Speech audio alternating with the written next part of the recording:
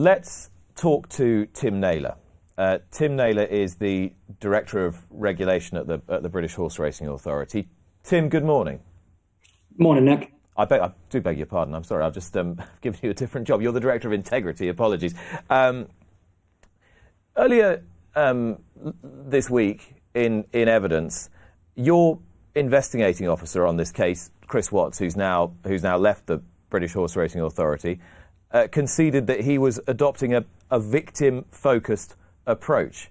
Is that the right approach to take in a case like this? I think, Nick, in any case in which you have a brave individual coming forward, and Bryony Frost, of course, was incredibly courageous in bringing her complaint to the BHA and trusted in us to carry out a thorough investigation, that it's right that at all times we consider Bryony and that we consider what's best in her interests as we go through. That doesn't mean, however, that in any way the investigation is tainted one way or the other. We follow up all reasonable inquiries, and ultimately it's a search for the truth of what's happened in any incident or any investigation, and that's what happened here. The victim focus is important, actually, and I would agree with that. We need to make sure that when people come forward, they feel that they are supported and that they will be listened to and have their concerns heard. But doesn't victim-focused approach suggest that you are conducting this inquiry on behalf of the victim rather than conducting a fair inquiry, taking into account both sides? Not at all. It's simply what it says, which is that we listen to our witnesses, our complainants as they come forward, and we ensure that they are properly supported. The investigation is fair. It has to be balanced. We have to follow up all reasonable lines of inquiry, and that's what's happened in this case. And ultimately, what happens with these investigations, as has happened over the last few weeks, is that they are put in front of an independent panel of the highest levels of seniority, ex-judges, solicitors, Queen's Counsel and administrators in racing, and a fair hearing takes place, and that's what's happened. Is this not a case, Tim, though, of you feeling, well, you've got the right result, so the working doesn't matter? Those shortcomings that were exposed within the hearing, well, they're sort of irrelevant because the BHA has got the result the BHA wanted. That's dangerous ground moving forward, though, isn't it? Your processes have got to be more robust. Well, the important thing with any investigational case is that you learn from it. And that's right. It doesn't matter the result. We always reflect on our investigation, how the case was managed and run, and we will learn those lessons that we need to learn. In this case, clearly it took a long time for this matter to be brought before judicial panel. It was charged in April.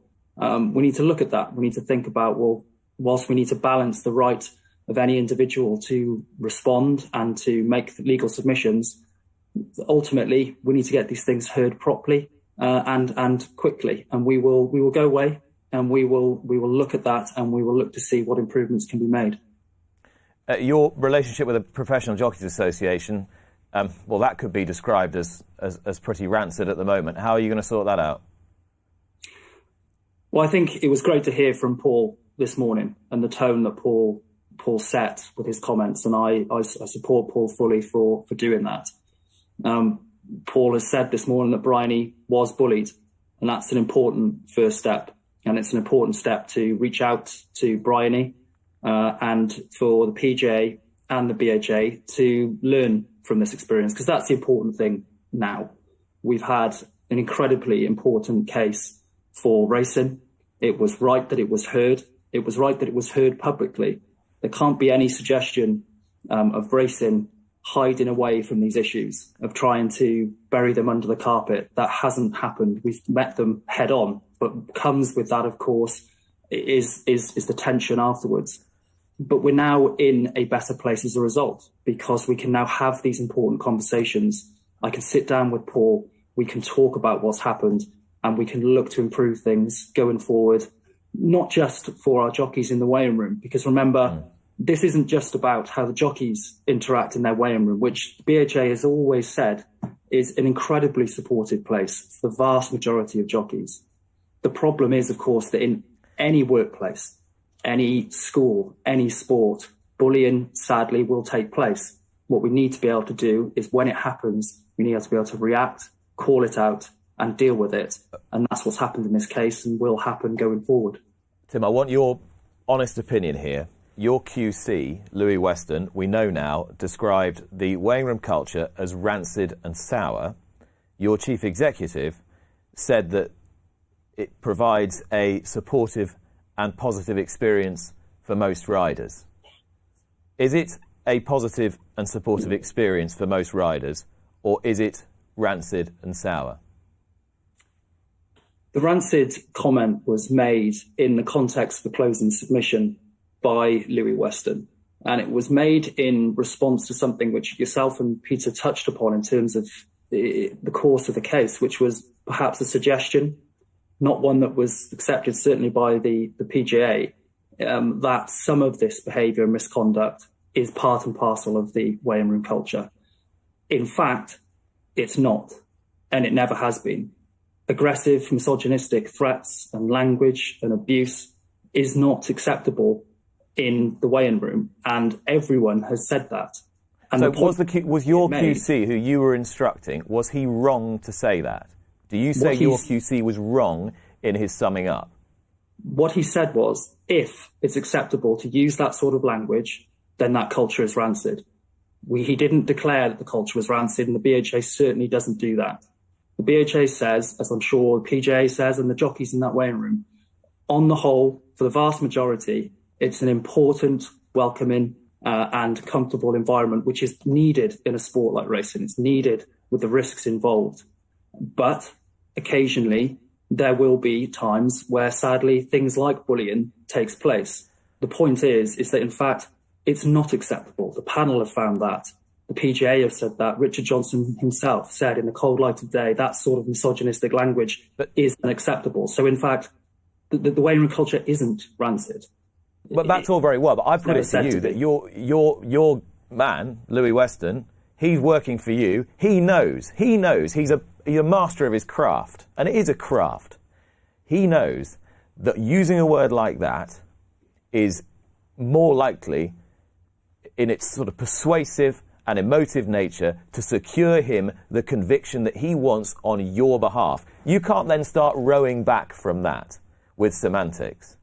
It's incredibly inflammatory, and you've instructed him. Nick, firstly, importantly to recognise, the BHA doesn't want a conviction. Louis Weston doesn't want a conviction. No barrister instructed on any case, be it in a sports regulatory environment or a criminal case, wants the conviction. The barrister goes in to do their job, to present a case, and he presented the case on behalf of the BHA, and that's what he did. It's a matter for the panel to decide how to establish those facts and come to the decision that they did. Louis Weston made a submission, and it's not semantics. It's a very important point, and it's very important, actually, that we all step back now from this sort of situation whereby tempers are inflamed and this inflammatory language, because the point wasn't that the culture is rancid. The point is, if it's acceptable for these things to go on, if it's acceptable to use that sort of language to make those threats, then yes, that would be rancid, but that's not the case. Everyone has made that very clear. The jockeys themselves have rejected that. There are things we need to learn. It is difficult. It is tough. Often, perhaps, people may look back and think, do you know what? Perhaps I should have come forward. Perhaps I should have done something. Perhaps I should have said something. That's the important point now, because the culture is not rancid, because we have called out that behaviour. We have said it's wrong. It's not acceptable. Senior jockeys were saying that statements that were written on their behalf during this case did not fully represent their opinions. How do you feel about that? How do you feel about the investigative process when you read that? This does not represent my opinion. You have interviewed me. You have not fairly represented me. In any case, it's important, as I said, to go back and look at what's happened. And investigations are difficult.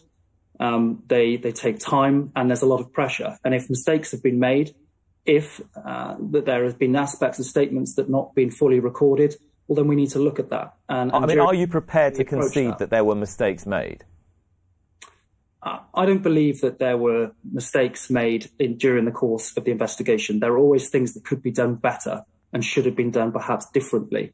But my team worked incredibly hard under difficult circumstances and did their best to inquire into a complaint which was difficult to unravel because of its very nature. It's a sensitive subject, a sensitive topic. People don't necessarily want to come forward, and a number of brave individuals did. This was the first case for the BHA, and of course we will learn from it and we will learn our lessons. The BHA has really taken strides in recent years to look at this area of welfare of our individuals. We now have a very well established and very successful safeguarding team. My investigators, my integrity team work incredibly hard, and it's been tough on them as well during the course of this case, and because a lot of things have been said in the media which I would say are unfair. But equally, we all as an industry now need to look back and say, well, how do we do these things better? Let's look at this, and that includes the BHA, and my teams will do that. Tim, who regulates the weighing room? Ultimately, it's the BHA. It's our responsibility. Hence why this last couple of weeks we've had this case. If there's an issue in the weighing room in which it crosses the regulatory lines, as it did in this case, then it's for the BHA to do that.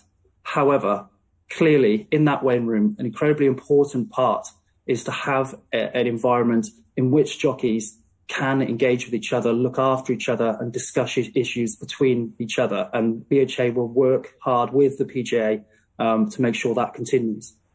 But if there's a code of silence, then how do you trust that the jockeys are going to come forward if they have an issue?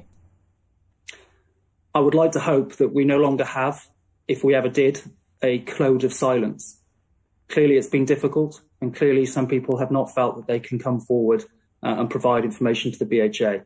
We are working on that, and we have been for some time. What this case has shown, however, is that people can come forward. There are ways in which people can provide anonymous information through our RaceWise reporting line or directly into my teams at the BHA, and we will take action. What I hope going forward is that, firstly, we can, within the weighing room and within the rider industry, embed a culture of respect so that we don't have, hopefully, a lot of these cases coming forward. But if we do, that people feel comfortable to report them, and not just people who have been the victim of this sort of misconduct, but other people who have witnessed it. They feel I just want to pick you up on something. The sort of driving narrative, the thrust of the narrative over the last few weeks is that the weighing room's a bit like the Wild West. It's unregulated, it's unpoliced. You've just said the BHA regulates that space and regulates the operation of riders on a racecourse. Are you really telling me that in 2019, 20 and early 21, there was nobody to be seen from the BHA anywhere near those premises, and your operatives on the racecourse just say, there you go, get on with it? No, Nick, I don't think I did say that. I think there are clearly BHA officials around the weighing room, our stewards, our other officials, and they work incredibly hard. They have a very tough job on the race day. They have any number of aspects of the race day operations that are their responsibility. One area of that is conduct in the weighing room. And we must remember that the vast majority of times you don't have incidents like this. But sadly, this has happened. And what this has shown, though, is that when it's brought to the BHA, when the BHA are aware of an issue like this, we will investigate. And if necessary, we will take action and bring it before a judicial panel. But I suppose the point I was making was, doesn't it show that your race day regulation needs to be better? It needs to work better. Because if it had been working better, we wouldn't be having this conversation now. I think in relation to race day regulation, we will always reflect and see what more we can do. But the teams we have on the ground every day, day in, day out, work incredibly hard for this sport in often difficult environments and difficult circumstances. what I hope going forward, BHA will learn its lessons. We will make improvements where they need to be made. But as an industry, actually, we start to recognise the value of respecting each other and the way in which we communicate with each other. And that includes officials. And we will learn from this. Of course we will. But hopefully we will move forward from it. Tim, I appreciate your time this morning. I know it's been a challenging week for everybody in the industry. Thanks very much, and we'll speak again soon. Thanks, Nick.